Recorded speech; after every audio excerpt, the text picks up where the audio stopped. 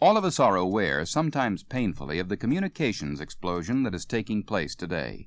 One result of it is mountains of paper. Too much is being written now that ought to be communicated in another way, or even not at all. Here's an example. Incidentally, if you have a second hand in your watch, take a look at it now. Oh, Ruth, would you come in and bring your book, please? Right away, Mr. Cutler. Do you have a lot? Just this memo. Now, memo to Jerry Watkins, subject, direct mail.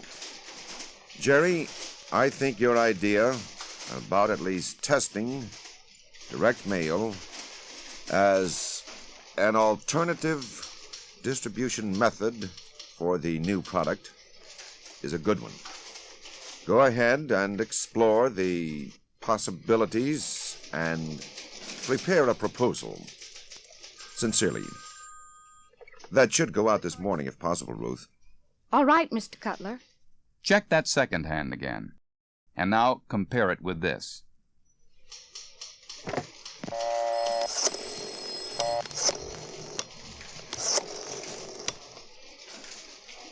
Jerry, I think direct mail might be a good idea. Why don't you look into it? Good. Give me a proposal in, the next week or so. Right? Thanks. Another look at the second hand will demonstrate the waste of putting that communication on paper. It's best to put it in writing is only one of 3 old myths about communicating that, under today's conditions, consume a lot of time and money and even reduce communication's effectiveness. The other 2? Nothing beats the personal touch, and anybody can write. Let's take the first. It's best to put it in writing. Of course, there are many occasions when a communication should be in writing. For example, when you want a record, either for your files or someone else's. It's also true that writing stimulates thinking, helps develop ideas. So write all you want, but communicate only the results of sound management and in the best medium, which may not always be on paper. Another example of management waste that is spawned by the "it's better to put it in writing" myth is prolixity. In addition to the "thank you for your thank you letter" and "send a copy to everybody" technique, there's the simple matter of just plain too many words. Here's our friend Cutler again, responding to Jerry Watkins' direct mail proposal. Take this, Ruth. Yes, sir. To Jerry Watkins, subject, direct mail proposal. I was very impressed by your proposal, Jerry, and feel you should continue to pursue your present course of action through the preliminary test. Keep me informed, and we'll get together on the results when you have them. Sincerely. Not a bad memo, but a waste when Cutler could simply have written, "Okay, keep me informed" on Jerry's memo and... Ruth, this goes back to Jerry Watkins, duplicated for our files. Now, let's take a look at communications myth number 2. Nothing beats the personal touch. This may be true, but the fallacy arises from the use of the personal touch all over the lot, where it often isn't needed. Efficient management must distinguish between 2 kinds of business writing: original creative writing and repetitive material. Original writing requires all the personal attention you can give it. It is time-consuming and unscientific. Every executive must do it at one time or another, and frankly, there are few shortcuts. But repetitive writing characterizes the lion's share of every company's correspondence, memos, and reports. And the error is that here the writer gives his personal attention where it is not required. Both the faults and remedies fall under 2 headings: the method and the medium. The method of handling customer correspondence, for example, calls for the individual touch. Yet having to dictate the same kind of letter over and over forces the writer to freeze content and language. Result: hackneyed, unimaginative results. The remedy?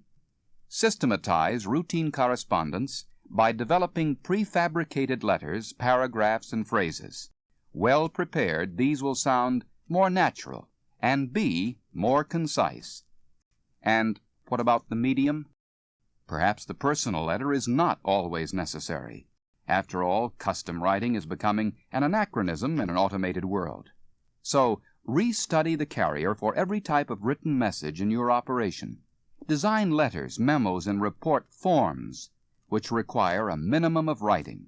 Then, achieve personalization through attaching a calling card or brief note of transmittal.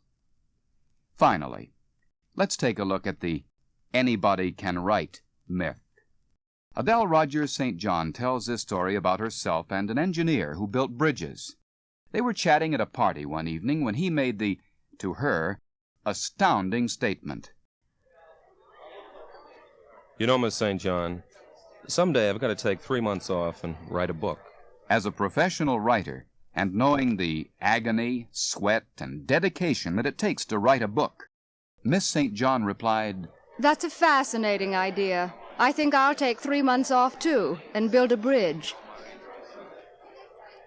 True, anybody can write, if by write you mean put words down on paper. But effective writing is a skill that must be acquired someplace, sometime, just as building bridges is. If you need a professional writer in your department or operation, hire one, either temporarily or permanently according to your needs. If your need is a little further down the professional scale, for example, you need a man to travel and send back written reports, at least make sure his writing ability is tested along with his knowledge of subject matter before you hire. An autobiography written in an hour under office conditions is as good a test as any. Finally, training in writing can be included as part of overall company training for those who need it. Lacking this, you will have to investigate outside writing courses. So if you want to cut management waste through improved writing skills, question once more these 3 communications myths. It's best to put it in writing. Nothing beats the personal touch. And anybody can write.